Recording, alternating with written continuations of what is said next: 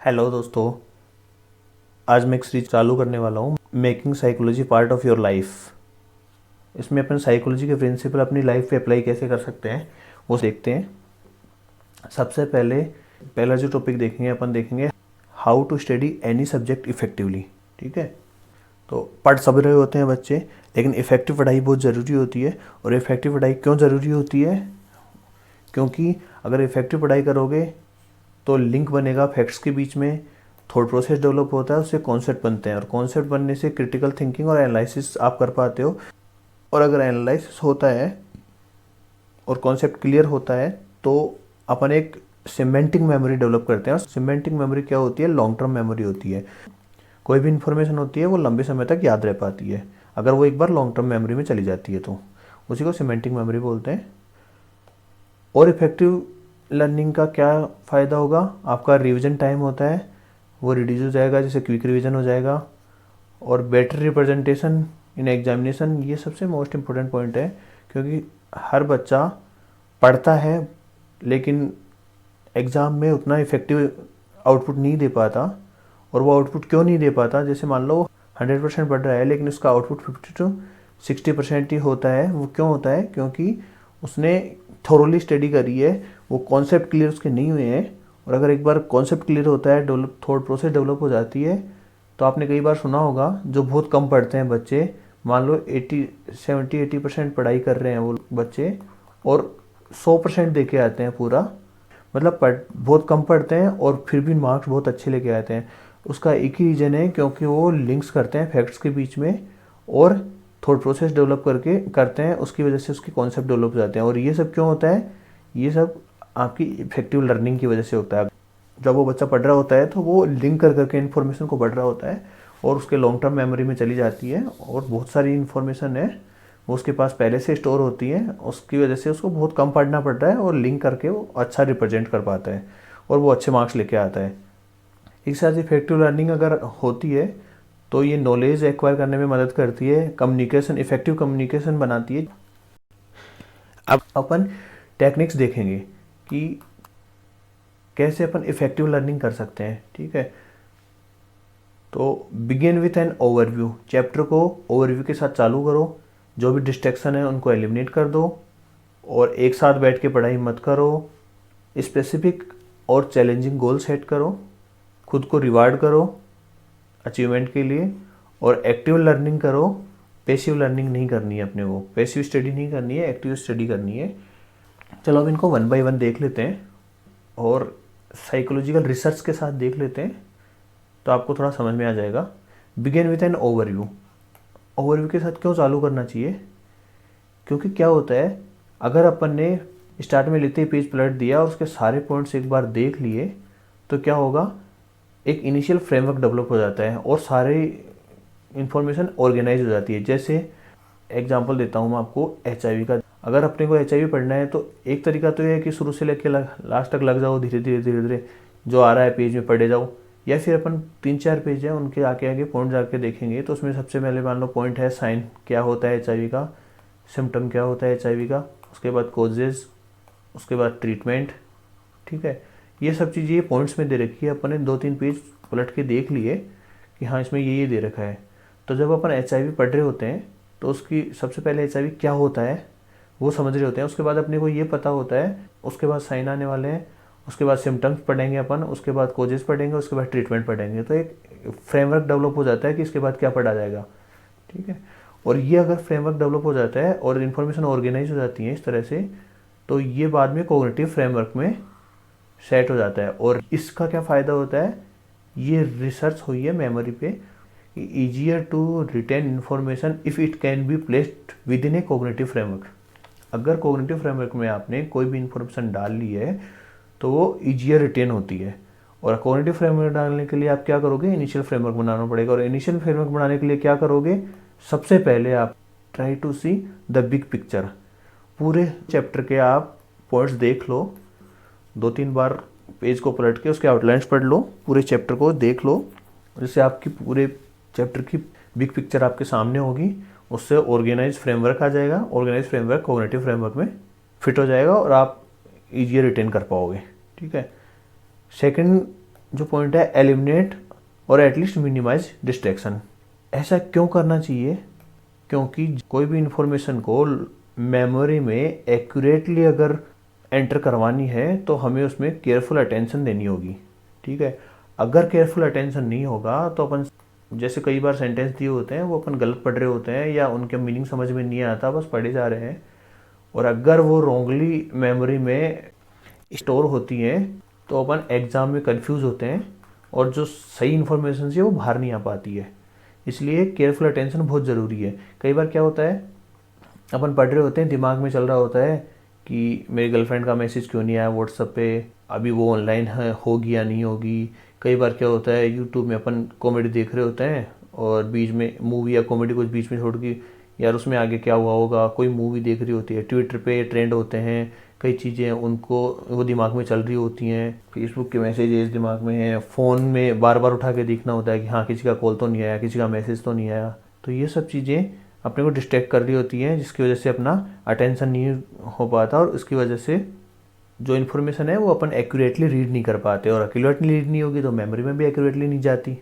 ठीक है, तो इस वजह से हमारी इफेक्टिव पढ़ाई नहीं हो पाती। तो इसके लिए अपन क्या करेंगे, इसके लिए क्वाइट प्लेस में स्टडी करेंगे, टीवी को टर्न ऑफ कर दो, मैगजीन वगैरह हैं वो दूर रख दो, अपने फ़ोन को फ्लाइट मोड पे डाल के बैठ जाओ पढ़ाई के लिए, फ़ोन को ऑन मत रखो। इसका रिजल्ट क्या होगा, you will learn more in less time, ज़्यादा पढ़ पाओगे कम टाइम में। ठीक है, नेक्स्ट देखते हैं। Next, don't do all your studying at once. ऐसा क्यों नहीं करना चाहिए? क्योंकि रिसर्च है कि easier to learn and remember new information when learning is space out over time. जब अपन उसको अलग अलग टाइम के छोटे छोटे सेशंस में डिवाइड कर लेंगे तो ज़्यादा अच्छे से इन्फॉर्मेशन रिटेन होगी बजाय एक सिंगल लॉन्ग सेशन के। इसलिए all nighters not the best strategy और वेरी इनएफिशिएंट। जो रात को सारी रात पढ़ते हैं वो एक अच्छी स्ट्रेटजी नहीं है, अपने को सेशन वाइज पढ़ना चाहिए। तो हमें क्या करना चाहिए, मैं try to spread your study session out. ठीक है, ऐसा नहीं करना है कि सब कुछ आज ही पढ़ डालूंगा। नेक्स्ट है, सेट स्पेसिफिक और challenging goal but make sure these are attainable. ऐसा क्यों, स्पेसिफिक और चैलेंजिंग गोल क्यों सेट करने चाहिए? ये एक रिसर्च है इंडस्ट्रियल और ऑर्गेनाइजेशन साइकोलॉजी में। इसमें क्या होता है, रिसर्च में ये शो होता है कि जो इंडस्ट्री में अपन सर्टेन काइंड ऑफ गोल्स देते हैं वो मोटिवेशन और परफॉर्मेंस दोनों को इंक्रीज करते हैं। जैसे आप कंपनी के एम्प्लॉई हो, आपको कंपनी में दिया गया है कि ये कोई टास्क 1 है, उसको आपको 5 दिन में ख़त्म करना है। ठीक है, ये एक्चुअल में 6 दिन की टास्क थी लेकिन आपको कहा गया है कि 5 दिन में ख़त्म करना है। तो एक थोड़ा सा चैलेंजिंग गोल है। 6 दिन की टास्क 5 दिन में ख़त्म कर सकते हो आप, इतना हार्ड नहीं है। अगर आपको बोला होता कि 8 दिन का टास्क है और 5 दिन में ख़त्म करो तो वो थोड़ा डिफिकल्ट हो जाता, तो वो अनरियलिस्टिक गोल हो जाता। लेकिन 6 दिन का टास्क है और 5 दिन में आपको ख़त्म करना है तो वो एक रियलिस्टिक गोल है और चैलेंजिंग भी है कि आप कर भी सकते हो। तो आपको एफर्ट लगाना होगा और करना होगा, तो आप एफर्ट लगाओगे और उसको करोगे। तो ये रिसर्च में देखा गया है कि जनरली कंपनीज में अगर गोल देते हैं, टास्क देते हैं और वो स्पेसिफिक टास्क होता है कि इतने दिन में ये काम खत्म करना है तो अचीव होता है। इसी साइकोलॉजी के प्रिंसिपल को अपन स्टडी में अप्लाई करेंगे। तो स्टडी में अप्लाई कैसे करेंगे, set concrete goal for each session. ऐसे एक रियलिस्टिक गोल बनाओ, कॉन्क्रीट गोल डिसाइड करो कि मुझे 20 पेज पढ़ने हैं 30 मिनट्स में, ना कि ऐसे कि मैं जब तक नहीं थकूंगा जब तक पढ़ूंगा, सारे दिन बैठ के पढ़ना है। अगर ऐसा सोचोगे तो कहीं ना कहीं कोने में इस तरह से पढ़े रहोगे। ठीक है, सेकंड पॉइंट है, set challenging goal but one you can attain. Challenging goal वही मैंने आपको बताया अभी कि 6 दिन का हो और 5 दिन में कंप्लीट करना है, वो एक चैलेंजिंग गोल होगा। लेकिन अनरियलिस्टिक नहीं होना चाहिए कि 8 दिन का है और आप उसको 5 दिन में ख़त्म करने की कोशिश कर रहे हो, उसके बाद कभी ख़त्म ही नहीं कर पाए उसको। उसके बाद जब पहला ही गोल बनाया वही पूरा नहीं हुआ तो सेकंड टाइम आप उस गोल के लिए डिस्करेज हो जाओगे, दोबारा गोल बनाओगे ही नहीं, नेक्स्ट गोल ही नहीं बनाओगे। तो इसलिए अटेनेबल हुए, इसलिए इम्पॉसिबल गोल होते हैं वो डिस्करेजिंग होते हैं, ऐसे गोल ना बनाए। ठीक है, नेक्स्ट है रिवार्ड योरसेल्फ फॉर प्रोग्रेस। ठीक है, तो खुद को रिवार्ड करना है। अब इसमें क्या होता है, देखो रिवार्ड 2 तरह के होते हैं, एक्सटर्नल रिवॉर्ड और इंटरनल रिवॉर्ड। एक्सटर्नल रिवॉर्ड जो अपने बचपन में देते थे पेरेंट्स के द्वारा होता था, जैसे बेटा अल्फ़ाबेट सीख ले मैं तुझे चॉकलेट ला के दूंगा, 8th में 80% लेके आ जा, मैं तुम्हें साइकिल दिलाऊंगा, और आईटी में सेलेक्ट हो जा, AIEEE में सेलेक्ट हो जा, मैं तुझे लैपटॉप दिलाऊंगा। तो ये सब सारे एक्सटर्नल गोल मानते हैं। लेकिन एक्सटर्नल गोल जब तक अपन बच्चे होते हैं तब तक काम करते हैं, लेकिन इंटरनल गोल बहुत ज़रूरी होता है जब अपन समझदार हो जाते हैं, सेल्फ अंडरस्टैंडिंग जनरेट हो जाती है, उसके बाद अपन स्टडी एक्सटर्नल गोल की वजह से ज़्यादा नहीं कर पाते, एक्सटर्नल रिवार्ड्स की वजह से ज़्यादा नहीं कर पाते। इंटरनल रिवार्ड अगर अपन करते रहते हैं या इंटरनल मोटिवेशन होता है तो ही अपन सेल्फ स्टडी कर पाते हैं और आगे सिलेक्शन हो पाता है, वरना एक्सटर्नल रिवॉर्ड से आप ज़्यादा दिन तक नहीं पढ़ पाएंगे। तो इंटरनल रिवॉर्ड्स में खुद को रिवॉर्ड करो, अपनी पीठ थपथपाओ, और जैसे ही मान लो आपने डिसाइड किया कि 30 मिनट्स में मुझे 20 पेजेस कंप्लीट करने हैं, जैसे ही वो कंप्लीट होते हैं आप ब्रेक ले लो, अपना फेवरेट फूड खा सकते हो, अपना favourite TV channel show movie देख सकते हो, कॉमेडी देख सकते हो, या व्हाट्सएप पे चैट कर सकते हो किसी भी जिससे आपका मूड फ्रेश होता हो, कोई फ्रेंड हो, गर्लफ्रेंड हो, पेरेंट्स हो, किसी से भी आप बात कर सकते हो जिससे आपका मूड फ्रेश हो। तो ये सब इंटरनल रिवॉर्ड होते हैं, ठीक है, इससे वेरी एफिशिएंट होते हैं। इसका रिजल्ट क्या होगा, ये आपको गोल तक पहुंचाने में इनक्रेज करेगा, ठीक है। दूसरा जो इंटरवल्स होते हैं, इंटरवल्स ऑफ प्लेजर होते हैं, वो आपकी एफिशिएंसी को और ऐड करेंगे, एफिशिएंसी और बढ़ाएंगे। तो उससे क्या होगा, नेक्स्ट टाइम जब बैठोगे अगले सेशन में तो पूरे एंथुसियाज्म के साथ बैठोगे। नेक्स्ट है engage in active not passive studying. क्या होता है, बहुत बार बच्चे बैठे होते हैं कि हाँ आज तो मैंने 14 घंटे पढ़ाई की है पूरी, ठीक है, लेकिन ये नहीं पता 14 घंटे बैठे होते हो, कोई स्पेसिफिक गोल नहीं है, कोई स्पेसिफिक उसमें अचीवमेंट नहीं हुआ है कुछ भी, ठीक है।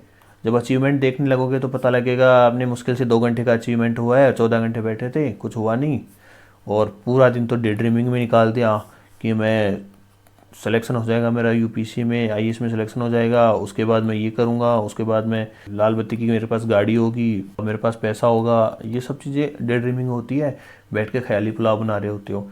इस वजह से जो 14 आवर है उसमें केवल मुश्किल से 2 आवर 3 आवर का आउटपुट निकल पाता है। तो हमें डे ड्रीमिंग नहीं करनी है, तो हमें क्या करना होगा, इससे बचने के लिए मेंटल वर्क करना होगा। जो मटेरियल जो पढ़ रहे हैं उसके बारे में सोचो कि मुझे क्या पढ़ना है, क्या पढ़ रहे हैं, ठीक है। खुद को उसके बारे में क्वेश्चन करो, पहले की जो इन्फॉर्मेशन है उसको रिलेट करने की कोशिश करो। रिव्यू क्वेश्चंस के सेक्शन होते हैं चैप्टर्स के पीछे, उनको सोल्व करने की कोशिश करो, उनके आंसर देने की कोशिश करो। ये सब करने से क्या होगा, आप चैप्टर के साथ बिजी रहोगे, कंटिन्यूटी बनी रहेगी, आपका दिमाग डिस्ट्रैक्ट नहीं होगा, और चैप्टर से बाहर जाके डे ड्रीमिंग नहीं होगी, ठीक है। तो आप इस तरह से डे ड्रीमिंग से बच सकते हो। इसका रिजल्ट क्या होगा, you will absorb more information more efficiently, और अगर ऐसा हुआ तो आप 100% दे पाओगे, ठीक है। तो जो भी पढ़ा आपने एक समराइज फॉर्म में करते हैं। Begin with an overview. सबसे पहले जाओ, जाके पेज पलट दो, जितने भी आउटलाइंस है वो देख लो, पॉइंट्स देख लो कि क्या क्या पॉइंट्स पढ़ने हैं। उससे क्या होगा, इन्फॉर्मेशन आपको ऑर्गेनाइज हो जाएगी, आगे क्या पढ़ना है वो आपको पता लग जाएगा, इनिशियल फ्रेमवर्क बन जाएगा, और उससे क्या होगा, कोग्निटिव फ्रेमवर्क में फिट हो जाएगी सारी चीज़ें, और धीरे धीरे आपको आगे क्या पढ़ना है, आगे क्या पढ़ना है, इन्फॉर्मेशन को रिलेट कर पाओगे, ठीक है। Eliminate distraction. क्या करना है आपको, फ्लाइट मोड पे डाल दो फ़ोन को, और कोशिश करो कि क्वाइट प्लेस पे पढ़ने की करो, ताकि इन्फॉर्मेशन अच्छे से एंटर कर आपकी मेमोरी में और लॉन्ग टाइम तक अटेंशन बना रहे, ठीक है। एक साथ बैठ के पढ़ाई मत करो, क्योंकि all nighters are not the best strategy, ठीक है। सेशन पे डिवाइड कर लो, टोटल सेशन में डिवाइड कर लो, जैसे 15 से 20 मिनट का एक सेशन ले लो, उसके बाद 5 मिनट का ब्रेक ले लो, फिर 15 से 20 मिनट का सेशन ले लो, उसमें 5 मिनट का ब्रेक ले लो। इस तरह सेशन में डिवाइड कर करके पढ़ाई करो। एक साथ लॉन्ग सेशन में पढ़ाई ना करें कि सुबह से लेकर शाम तक बैठ गया सारी रात पढ़ना है, ये करके ना करें। स्पेसिफिक एंड चैलेंजिंग गोल और reward yourself for the progress. उसमें क्या होगा, set and specific goal set कर दो कि आज 20 पेज पढ़ने हैं मुझे 30 मिनट्स में। उसके बाद क्या होगा, 5-10 मिनट का ब्रेक ले लो, उसमें क्या होगा, खुद को रिवॉर्ड करो कि हाँ आज मैंने ये अचीव कर लिया और ये अचीव कर लिया, और अब मैं ये करूँगा 5 मिनट में, ठीक है। तो इससे क्या होती है, खुशी मिलती जाती है। धीरे धीरे मान लो आपने एक वीक का कर लिया कि ठीक है एक वीक में मैं ये सब अचीव करूँगा, ये इतने सारे चैप्टर पढ़ने हैं, उसके बाद मुझे सैटरडे को मूवी के लिए जाना है, ठीक है। तो ये एक लॉन्ग टर्म आपका रिवॉर्ड हो जाएगा कि ठीक है मुझे एक वीक में 7 दिन पढ़ना है, उसके 6 दिन पढ़ना है, 7वें दिन मूवी देखने जाना है, शनिवार को या संडे को, जो भी आप कर लो, चैलेंजिंग गोल क्यों होने चाहिए? चैलेंजिंग गोल होने चाहिए जिससे क्या है, आप एफिशिएंटली उसमें लगे रहो। इतना इजी गोल भी नहीं हो और इतना हार्ड भी नहीं हो। इजी गोल भी नहीं हो कि बहुत जल्दी अचीव हो जाए और आप बाकी टाइम वेस्ट करो, और इतना हार्ड भी गोल नहीं हो कि अचीव ही नहीं हो, इम्पॉसिबल हो। वो क्या आपको दोबारा गोल बनाने के लिए डिस्करेज करेगा, आप दोबारा गोल नहीं बनाओगे। एक दिन फेल होते ही दूसरे दिन गोल बनाना ही बंद कर दोगे। तो ऐसा भी नहीं होना चाहिए। फिर है इंगेज इन एक्टिव। इसमें एक्टिव में क्या होता है, जैसे पेशी में क्या होता है, 14-15 घंटे बैठ के पढ़ रहे हैं, आउटपुट कुछ निकल नहीं रहा, बैठे हैं बस सामने, जो इफेक्टिव नहीं होगा। इसके लिए क्या करना होगा, मेंटल वर्क करो आप। ठीक है, खुद से क्वेश्चन पूछो कि मैं क्या पढ़ रहा हूँ, क्या पढ़ना है मुझे, क्या पढ़ रहा हूँ। चैप्टर के जो लास्ट के क्वेश्चन है वो देखो, रिव्यू क्वेश्चन होते हैं वो देखो, और उनका आंसर करने की कोशिश करो। तो इस तरह से आप इफेक्टिव पढ़ाई कर सकते हो। ठीक है, okay, thank you guys, do like share subscribe sky scrapers. Next किसी और टॉपिक पे लेते हैं।